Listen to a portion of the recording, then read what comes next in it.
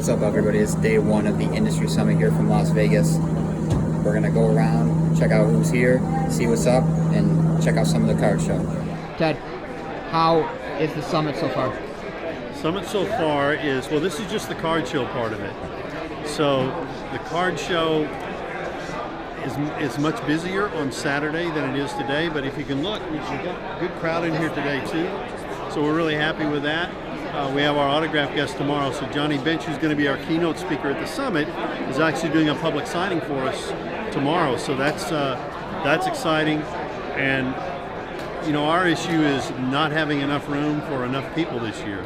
We had so many people on our wait list. We sold out 3 weeks ago, and I've spent my day today, when you were asking me how's it going today, fielding phone calls from people who thought they registered, who wanted to register, and can you please register me? And we just can't. We're sold out. These are times in our industry like we've never had. So it's going to be a really exciting week. Well, this is our gift back to the hobby. We do this for the collectors. We do this for our industry. We call it the Industry Summit for a reason. We try to be Switzerland. We try and make it for everyone. It's not brand centric for Beckett. We make it about the registrants, the distributors, the manufacturers, the shops, and the breakers. That's who it's for. We just facilitate it and try and make it educational and fun with a lot of food and hopefully with a little gambling losses.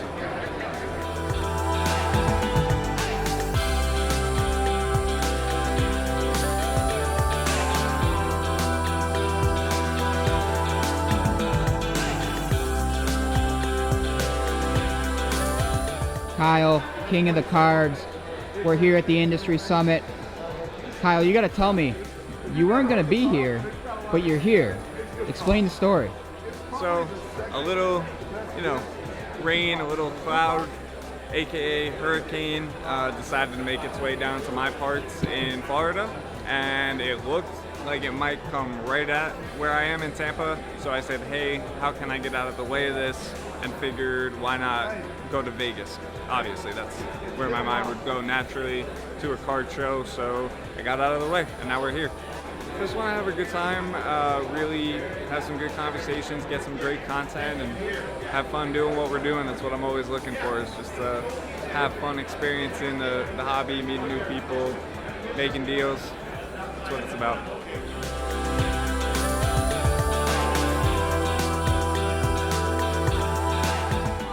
I'm here with Dave of Mojo Breaks. That's right. Dave, how is the summit treating you so far? Oh, it's awesome, man. Great people, great tables. I mean, we got greatness in here. So, yeah, it's good. First time, too, so. What's Mojo Breaks up to this week? Whew. Wow. Well, this week here, we're here, right? We're always trying to get ourselves out there now, trying to get our name out there.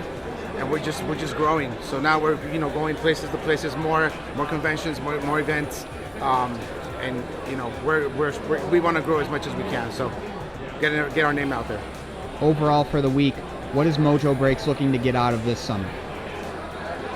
Representation, name, get ourselves out there, making it bigger, and try to get as big as we can. So. Jared of Game Day Sports Cards, home in Las Vegas. Right here. Jared, how's it going so far? Good to see people in Vegas. Good to see the card market coming up in Vegas. It's awesome to see all these dealers made a big trip out here. Got this show, got another show coming up. It's awesome to see the community coming together here in Vegas. For a shop like you guys that is in Las Vegas, right. How nice is it to see this outpouring of support for the hobby? Oh, this is awesome, man. When I first came to Vegas about a year ago, I would say there was maybe 20 to 50 collectors total here in Vegas, and all these shows that keep coming back to Vegas, it's bringing more and more people into the hobby and here in Vegas, so it's awesome. Networking, as always, networking with other vendors, especially people like Hit Parade. Hit Parade's perfect. These are people we haven't got a chance to meet with yet, and this show gave us the opportunity to meet with them and get some business done.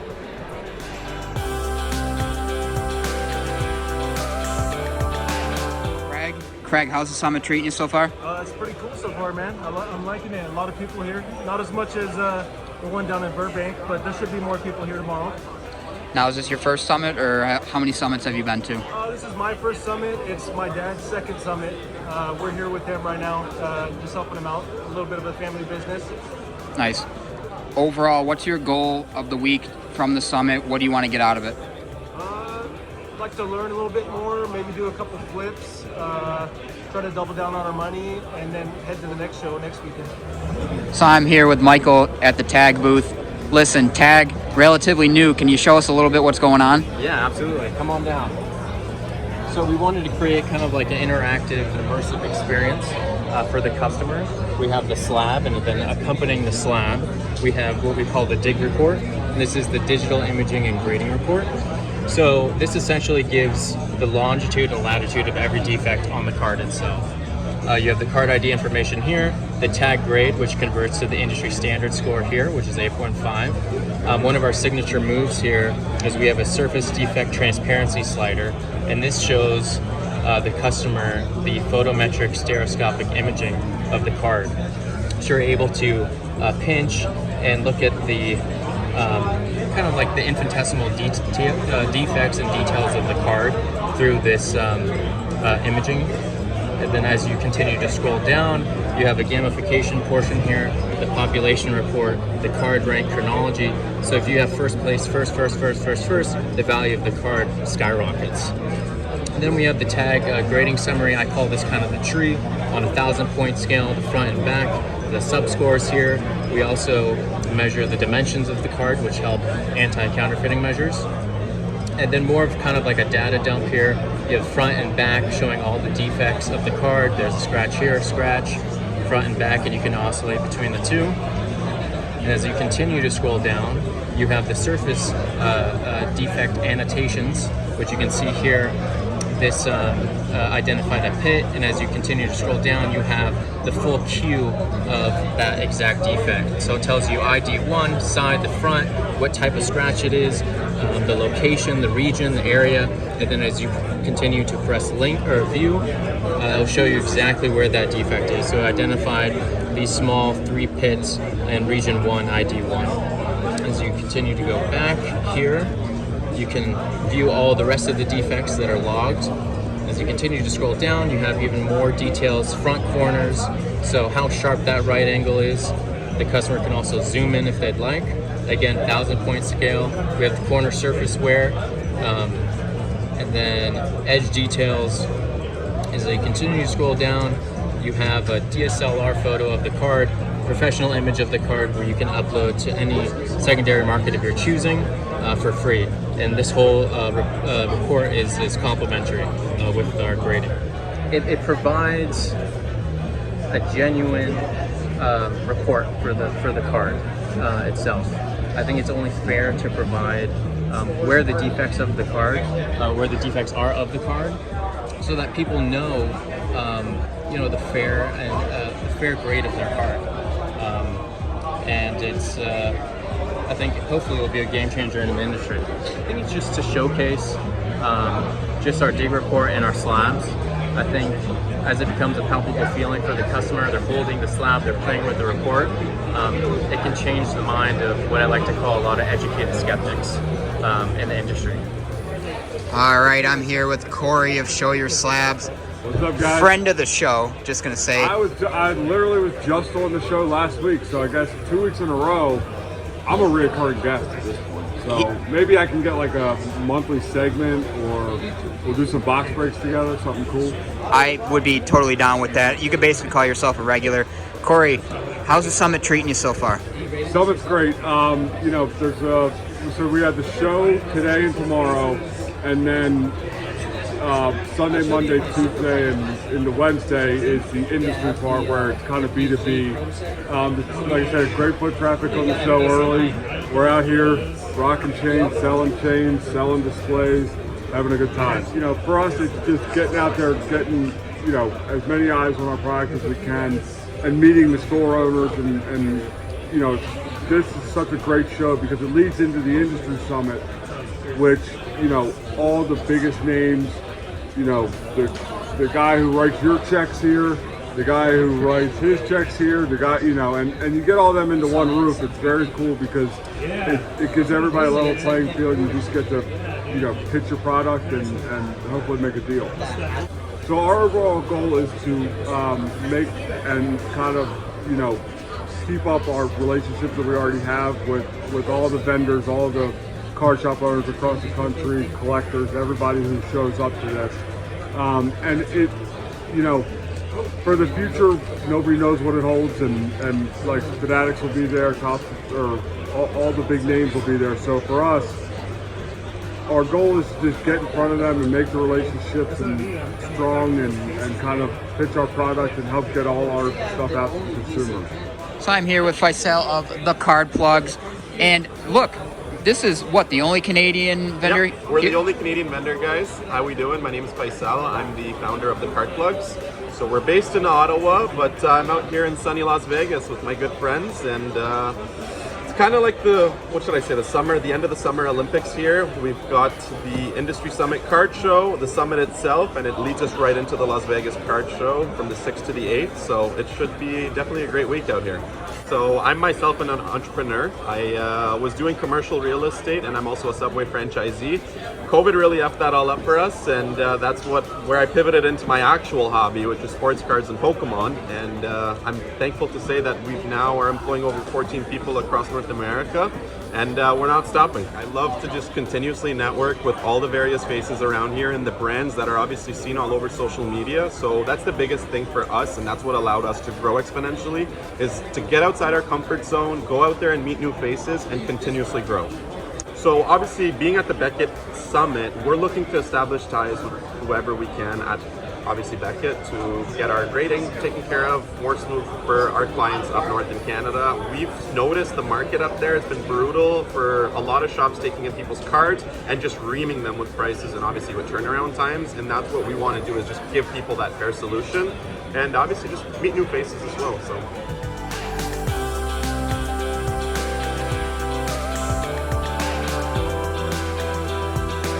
So we got a good one here. We got Andre Dawson. Andre, how's the card show so far?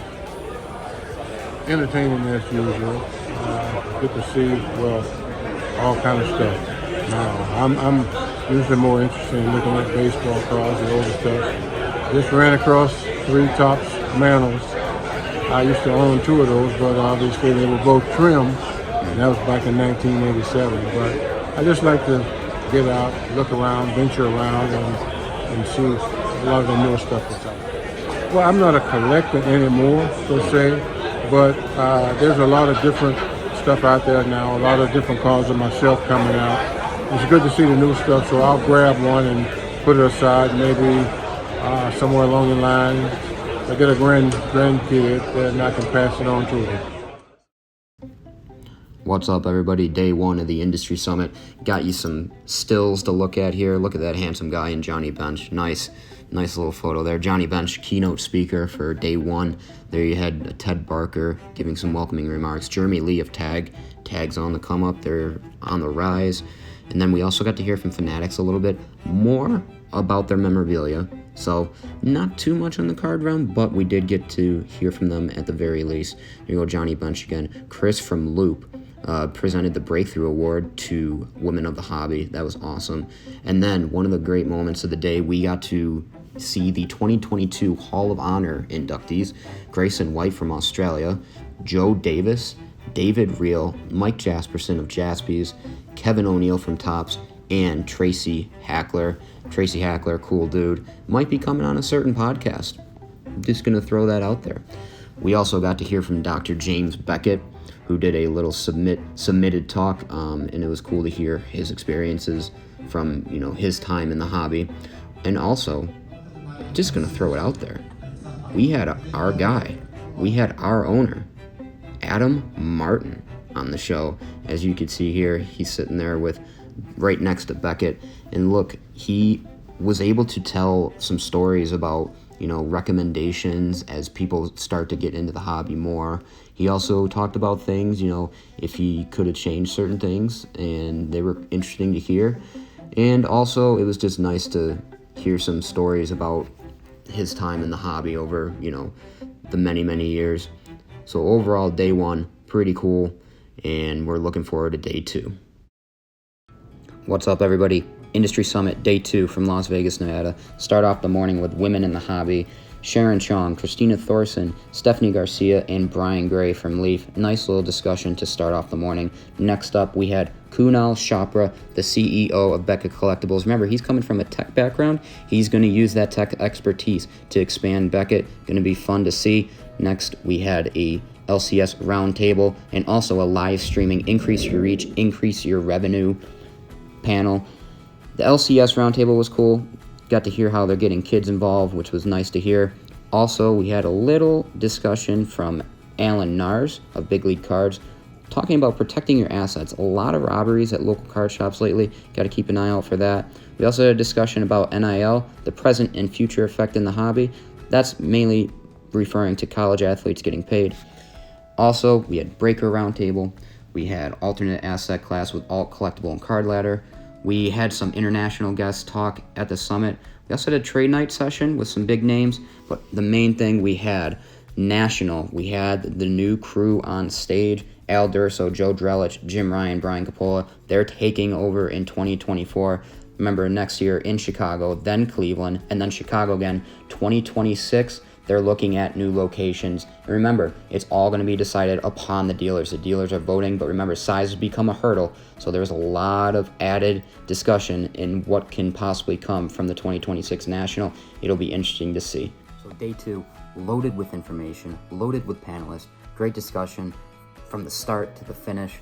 Tomorrow, day 3, the final day, a little lighter, but we will get to see our Industry Summit Award winners. So stay tuned for that.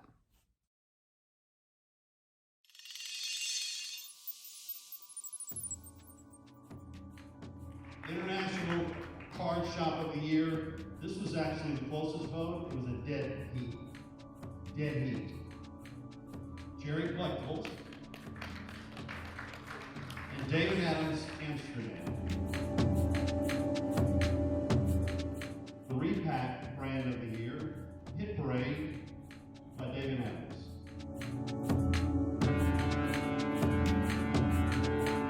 Local Card Shop of the Year, David Adams.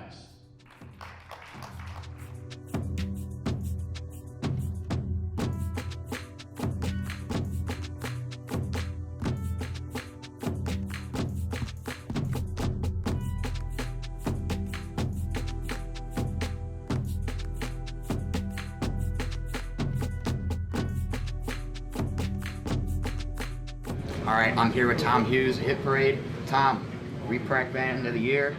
How does it feel to win it 3 straight years? It's pretty awesome. It's really a thank you to everyone who voted for us, everyone who buys our product. Very special to be here to win 3 times in a row. Now, what does it say about Hit Parade's product that you guys are able to win this 3 years in a row? I think it stands behind, or shows how much we stand behind our product. We're constantly trying to grow, do new things. This year was really a push with the breakers and doing exclusive products. We're just rolling out a hobby shop program. So just constantly trying to evolve, trying to stay ahead of the hobby and bring new things to people that may not be out there right now. We going for 4 next year? That's the plan. 4 in a row would be amazing. Then I can say I won 1 more than Michael Jordan did in a row, so that'd be pretty cool.